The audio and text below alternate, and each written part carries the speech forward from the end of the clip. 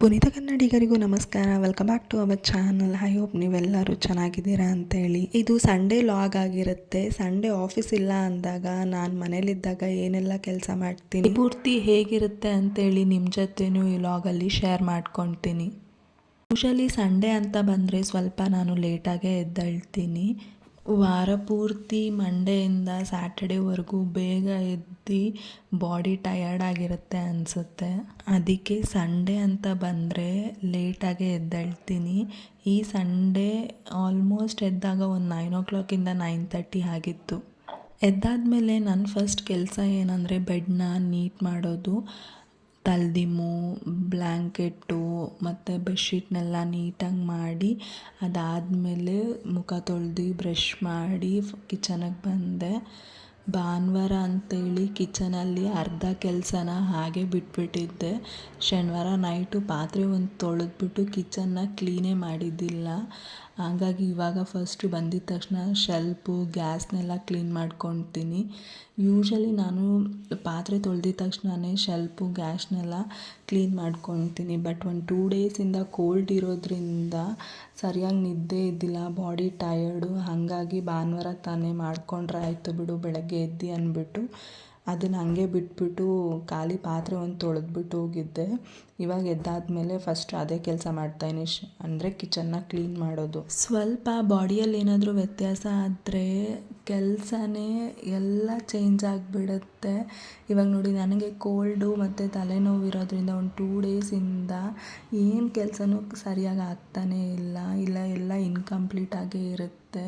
ಅದಕ್ಕೆ ಹೇಳೋದು ಮನುಷ್ಯನಿಗೆ ಫಸ್ಟು ಆರೋಗ್ಯ ಮುಖ್ಯ, ಅದಾದಮೇಲೆ ಎಲ್ಲ ಅಂತ ಹೇಳಿ. ನಾನು ಯಾವ ಥರ ಅಂದರೆ ಸೋಮವಾರದಿಂದ ಶನಿವಾರವರೆಗೂ ನನ್ನ ಕೆಲಸ ಏನಿರುತ್ತೋ ಅದನ್ನೆಲ್ಲ ಕರೆಕ್ಟಾಗಿ ಮಾಡ್ಕೊಳ್ತಾ ಇರ್ತೀನಿ. ಬಟ್ ಯಾವಾಗ ನನಗೊಂದು ಸತಿ ಅದು ರಜಾ, ನೆಕ್ಸ್ಟ್ ಡೇ ರಜಾ ಇರುತ್ತೆ ಇಲ್ಲ ಭಾನುವಾರ ಇರುತ್ತೆ ಅಂದರೆ ಆ ಕೆಲಸನೆಲ್ಲ ಪೆಂಡಿಂಗ್ ಇಟ್ಕೊಳ್ತೀನಿ.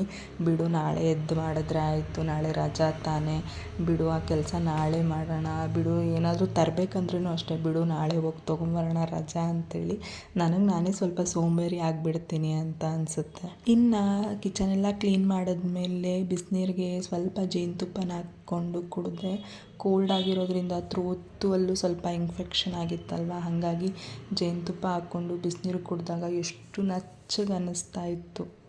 ಇನ್ನು ಶನಿವಾರ ನಮ್ಮಪ್ಪ ವಾಷಿಂಗ್ ಮಿಷಿನ್ಗೆ ಬಟ್ಟೆ ಎಲ್ಲ ಹಾಕಿದ್ರು. ಆ ಬಟ್ಟೆನ ನೈಟ್ ಮಡಚ್ತಾರೆ, ಅದನ್ನು ಹಂಗೆ ಇಟ್ಬಿಟ್ಟಿದ್ದೆ. ಇನ್ನು ಬೆಳಗ್ಗೆ ಆ ಬಟ್ಟೆ ಸೋಫಾ ಮೇಲೇ ಇತ್ತು. ಬಟ್ಟೆ ಮಡಚೋದು ಅನ್ನೋದೇ ನನಗೊಂದು ದೊಡ್ಡ ಕೆಲಸ ಅಂತ ಅನಿಸುತ್ತೆ. ನಾನು ಯಾವ ಕೆಲಸ ಆದರೂ ಬೇಗ ಮಾಡಿಬಿಡ್ತೀನಿ. ಬಟ್ಟೆ ಮಡಚೋದು ಇಲ್ಲ ಯಾವುದಾದ್ರೂ ಕೈಯಲ್ಲಿ ಬಟ್ಟೆನ ವಾಶ್ ಮಾಡಬೇಕಂದ್ರೆ ನನಗೆ ಸ್ವಲ್ಪ ಕೋಪ ಬರ್ತಾ ಇರುತ್ತೆ. ಈ ಬಟ್ಟೆ ಮಡಚೋ ವಿಷಯದಲ್ಲೇ ನಾನು ನನ್ನ ತಂಗಿ ತುಂಬ ಸತಿ ಜಗಳ ಆಡ್ತೀರಿ. ನೀನೊಂದು ಸತಿ ಮಡಚು, ನಾನೊಂದು ಸತಿ ಮಡಚು ಅಂತ ಹೇಳಿ. ಬಟ್ ಈ ಸತಿ ಟರ್ನ್ ನಂದಿತ್ತು. ಹಾಗಾಗಿ ನಾನು ನಮ್ಮಮ್ಮನ ಜೊತೆ ಮಾತಾಡಿಕೊಂಡು ಹೆಂಗೋ ಹಿಂಗೋ ಮಾಡಿ ಆ ಬಟ್ಟೆನ ಮಡಚೋ ಕೆಲಸನ ಕಂಪ್ಲೀಟ್ ಮಾಡಿದೆ.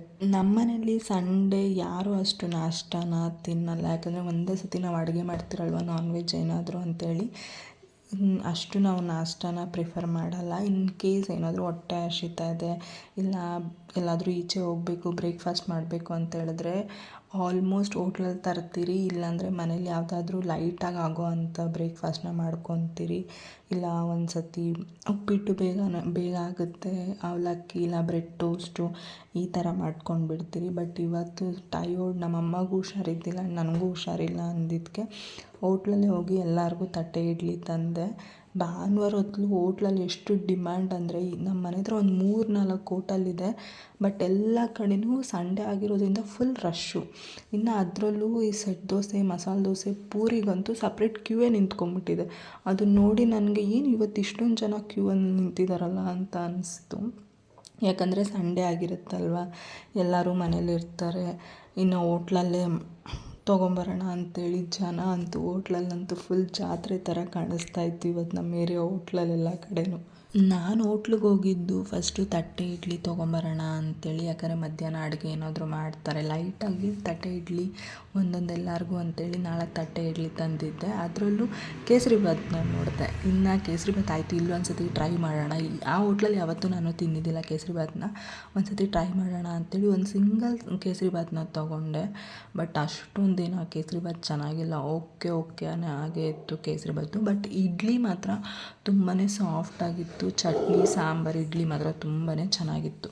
ಇನ್ನು ಟಿಫನೆಲ್ಲ ಆದಮೇಲೆ ನನಗೆ ಭಾನುವಾರ ಹೊತ್ತು ನನ್ನ ಮನೆಗಿದ್ದಾಗ ಯಾವಾಗಾದರೂ ನನ್ನ ಮನೆಗಿದ್ದಾಗ ಟಿಫನ್ ಆದಮೇಲೆ ಟೀ ಕುಡಿಯೋದು ಅಭ್ಯಾಸ ಆಗಿಬಿಟ್ಟಿದೆ. ಇನ್ನು ನನಗೆ ನಮ್ಮ ಅಮ್ಮಗೆ ನನ್ನ ತಂಗಿಗೆ ಟೀ ಮಾಡ್ತಾಯಿದ್ದೆ.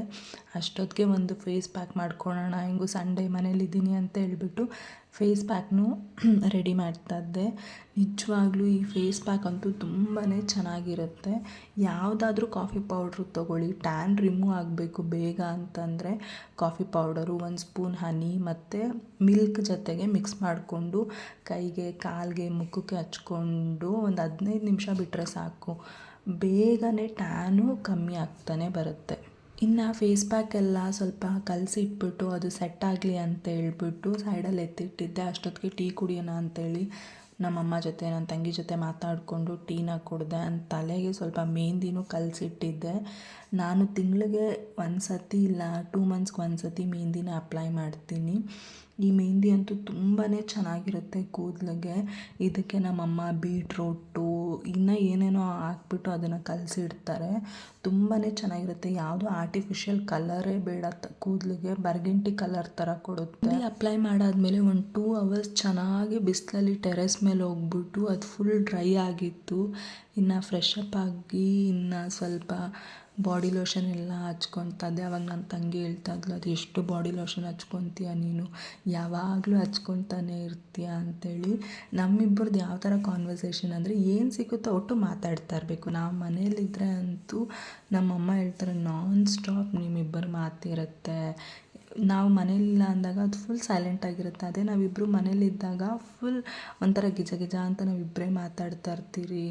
ತುಂಬ ಸತಿ ರೇಗಿಸ್ತಾ ಇರ್ತೀರಿ, ಜಗಳನೂ ಆಡ್ತಾ ಇರ್ತೀರಿ. ಬಟ್ ಹಂಗೆ ಒಂದು ಆಗಿಬಿಡ್ತೀರಿ. ಇವಾಗ ಜಗಳ ಆಡಿದ್ರೆ ಒಂದು 5 ನಿಮಿಷಕ್ಕೆ ಸರಿ ಹೋಗಿ ತಿರ್ಗಾ ನಾವು ಒಂದಾಗಿಬಿಡ್ತೀರಿ. ಆ್ಯಂಡ್ ನಾನು ನನ್ನ ತಂಗಿಗೆ ತೋರಿಸ್ತಾ ಇದ್ದೆ, ಬೇಬಿ ಕಲರ್ ಅಂಟಿದೆಯಾ ನೋಡು ಅಂತ. ಅವಳು ಅಂಟಿದೆ ಬಾರೆ ಅಂತ ಹೇಳ್ತಾ ಇದ್ಲು.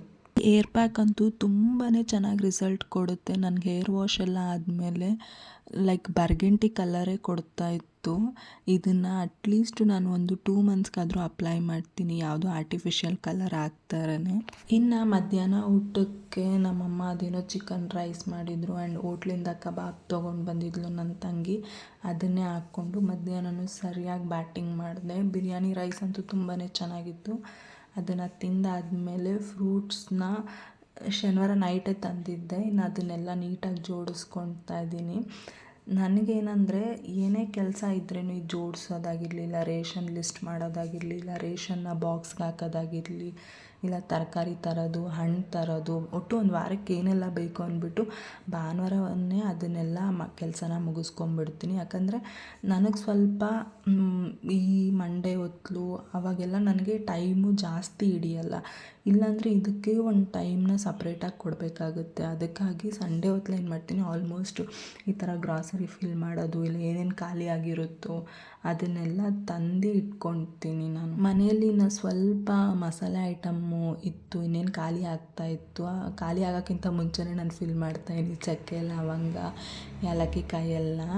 ಇನ್ನು ಸ್ವಲ್ಪ ಹೊತ್ತು ಊಟ ಎಲ್ಲ ಆದಮೇಲೆ ಮನ್ಕೊಂಡಾದಮೇಲೆ ನಮ್ಮ ಪಕ್ಕದ ಮನೆಯವ್ರದ್ದು ಒಂದು ಮದುವೆ ಇತ್ತು. ನಾನು ನನ್ನ ತಂಗಿ ಆ ಮದುವೆಗೆ ಹೋಗಿದ್ರಿ. ಮದುವೆ ಅಂತೂ ತುಂಬಾ ಚೆನ್ನಾಗಿತ್ತು. ಆ್ಯಂಡ್ ನನ್ನ ತಂಗಿಗೆ ನಾನು ಏನೋ ಹೇಳ್ತಾ ಇದ್ದೀನಿ, ವೀಡಿಯೋ ಆನ್ ಮಾಡಿಬಿಟ್ಟು ಏನೋ ಕ್ಲಾರಿಟಿ ಚೆನ್ನಾಗಿದೆಯೋ ಇಲ್ಲೋ ಏನೋ ಅವಳಿಗೆ ತೋರಿಸ್ಬಿಟ್ಟು ಹೇಳ್ತಾ ಇದ್ದೆ ನಾನು. ಮದುವೆ ಊಟ ಅಂತೂ ತುಂಬಾ ಚೆನ್ನಾಗಿತ್ತು. ಬ್ಯಾಕ್ ಟು ಬ್ಯಾಕ್ ಬಡಿಸ್ತಾನೆ ಇದ್ದರು. ಅದದ್ದು ಒಂದು ಕ್ಲಿಪ್ಪಿಂಗ್ನ ನಾನು ರೆಕಾರ್ಡ್ ಮಾಡಿದೆ. ಆ್ಯಂಡ್ ಈ ಲಾಗ್ನ ಇಲ್ಲಿಗೆ ಎಂಡ್ ಮಾಡ್ತೀನಿ. And thank you for watching. ಇನ್ನು ನನ್ನ ಚಾನಲ್ನ ಯಾರೆಲ್ಲ ಸಬ್ಸ್ಕ್ರೈಬ್ ಮಾಡಿಲ್ವೋ ಸಬ್ಸ್ಕ್ರೈಬ್ ಮಾಡಿ, ಕಮೆಂಟ್ ಮಾಡಿ ಆ್ಯಂಡ್ ಶೇರ್ ಮಾಡಿ. ಆಯಿತಾ? ಬಾಯ್.